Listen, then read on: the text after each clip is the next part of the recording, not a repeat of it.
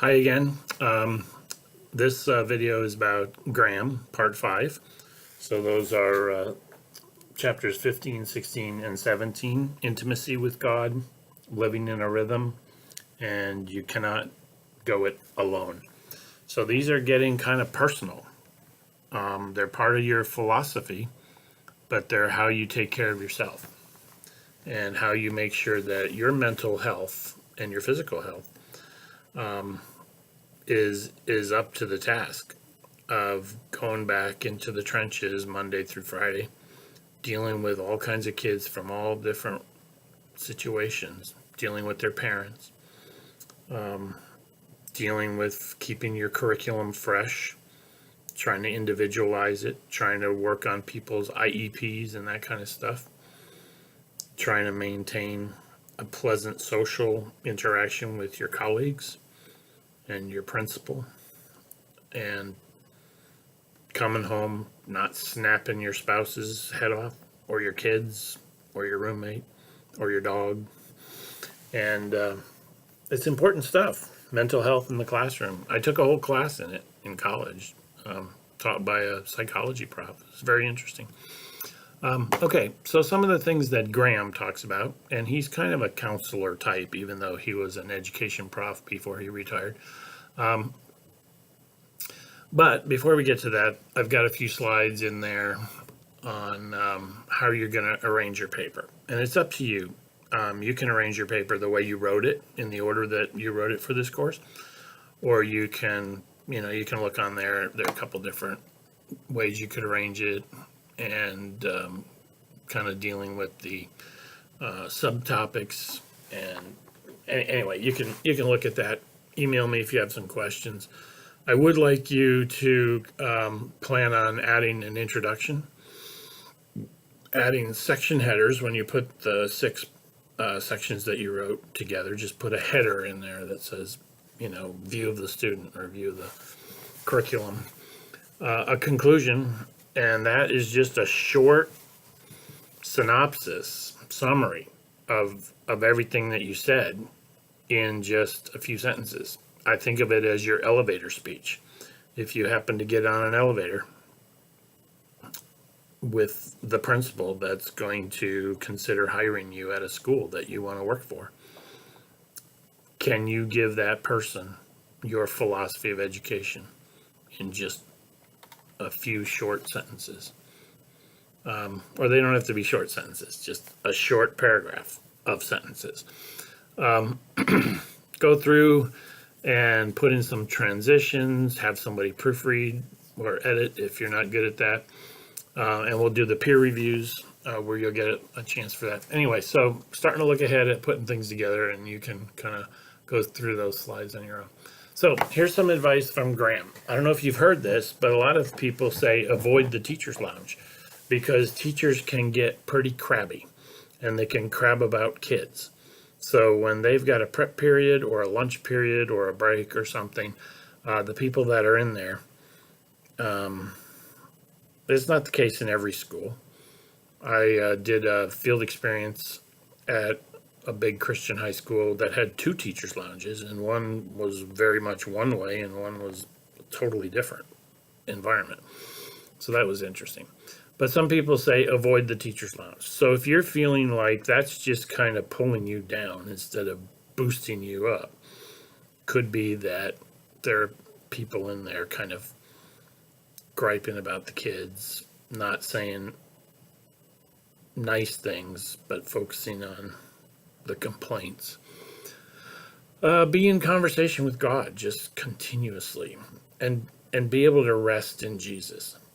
Jesus is holding you in his hand, and he's got you. And you can't be perfect. You can't do it all. You can keep up, but you're going to need, supernatural help for that. And we've got it. So you can look at some of those things. Don't ignore the Sabbath. Some new professionals, not just teachers, just work every waking hour, 7 days a week.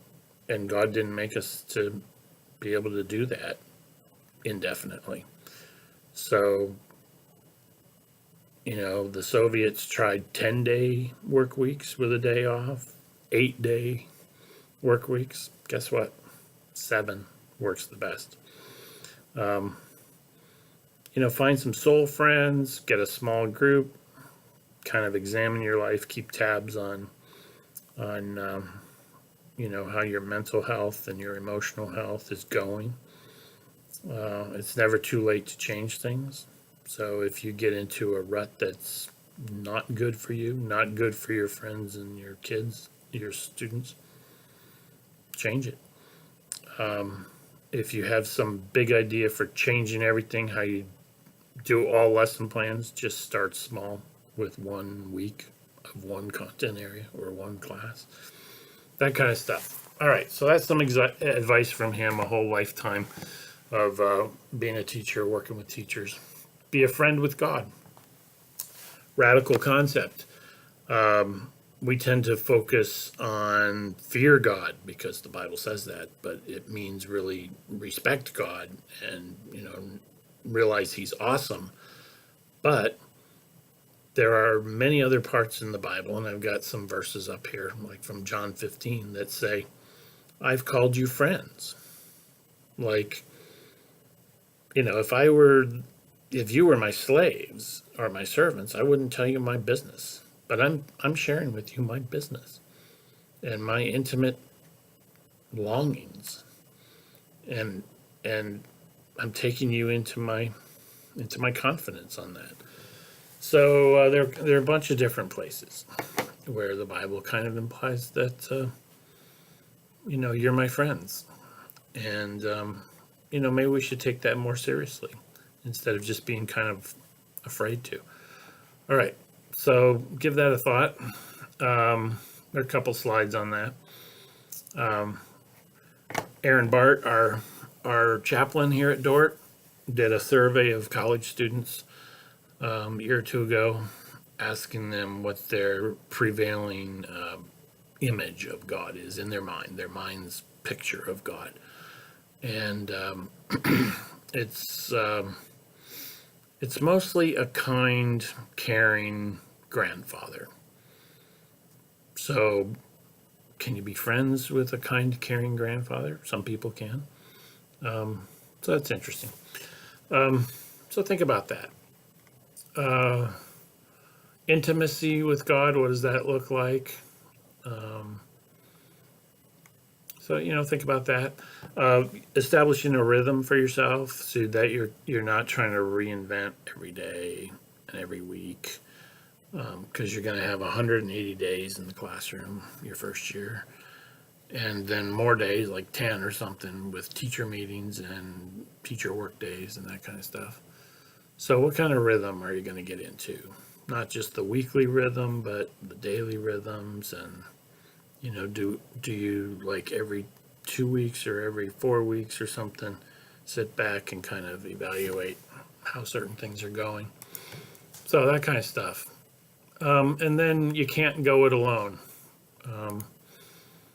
And Graham has some interesting things to say there. The hazards of loneliness, especially if you get a job in a new place where you don't have family. It wasn't, where you went to college.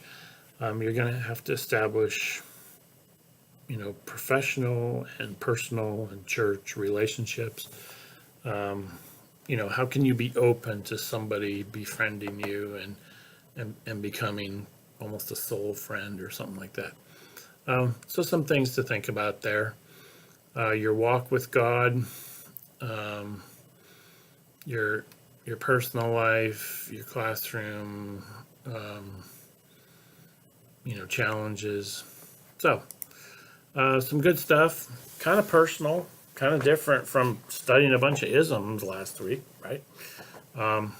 So give that a look, and email me if you have questions about your paper or how to organize it or anything else. All right, see ya.